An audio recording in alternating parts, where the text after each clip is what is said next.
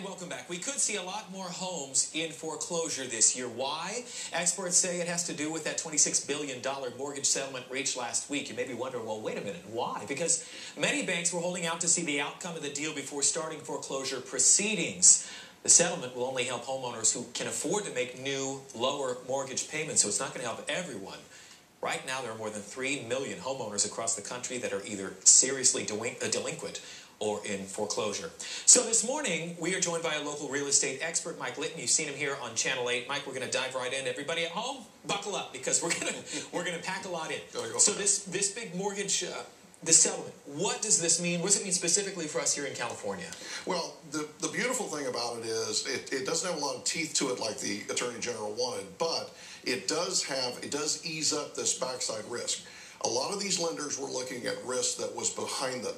And now they can get rid of that risk that was behind them. They can focus on the future. It actually should result in guidelines being eased up or loosened a little bit so that more people can qualify. Okay, so for somebody, and there are many people in California and across the country who are foreclosed on, maybe there are these different practices that were called into question here. So if somebody was foreclosed on, can they say, hey, do I get some money back or do I get something as part of this settlement? Actually, yes. Because of a settlement that was done with the Office of the Comptroller of the Currency and the Office of Thrift Supervision with a number of major lenders, there's actually something called independentforeclosurereview.com. There's a settlement for anybody who went into foreclosure in 2009 or 2010, and there are millions of homeowners who did.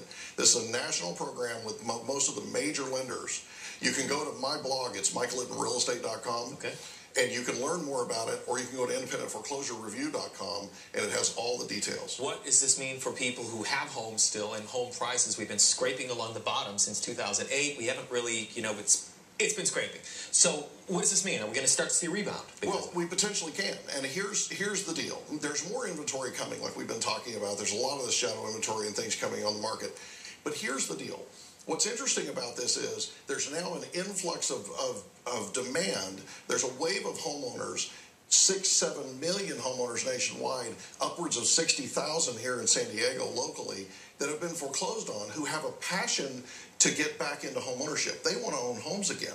And so this is an opportunity for that wave of demand to come in because we're loosening guidelines. They can now be able to buy at lower levels with lower interest rates. Okay, so maybe somebody out there who's struggling to meet their mortgage payment, or maybe they're delinquent or behind right now. It's tough. They call the bank, and the bank may not be very interested in doing a refi because their home is so far underwater, right? Actually, what do you tell somebody like that? Well, there's a couple of different programs. Number one, if they want to do a loan modification, they should go to NACA.com. In fact, NACA, Neighborhood Assistance Corporation of America, is here in San Diego today, through today, 8 a.m. to 8 p.m. down at the San Diego Convention Center.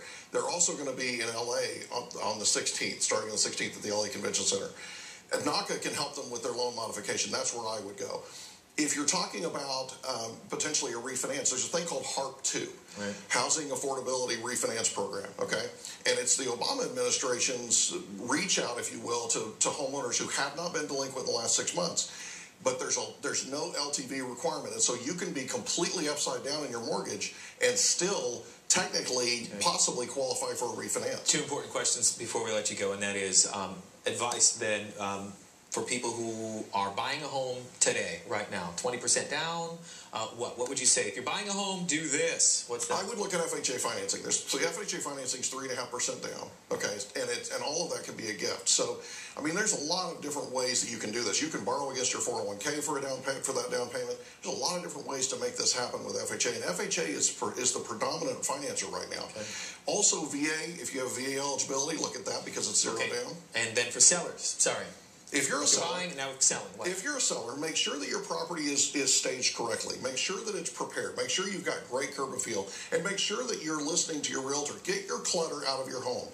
So one of the best sellers in the world in terms of open houses and staging are home builders. Go visit a home building site and look at how home builders stage their home and compare it to yours. In fact, take a picture of your living room and a picture of theirs and compare the difference between the two, give you an idea of what you can do. Mike Litton, that is some good advice. Well, thank you. So you're hoping it's coming back this year, huh? I believe it's coming. I believe it's a transition year. I believe it's getting a lot better right now. All right. Thanks, Mike, for coming in. We appreciate it. Good to see you, bud. There's a lot of meat there, everybody.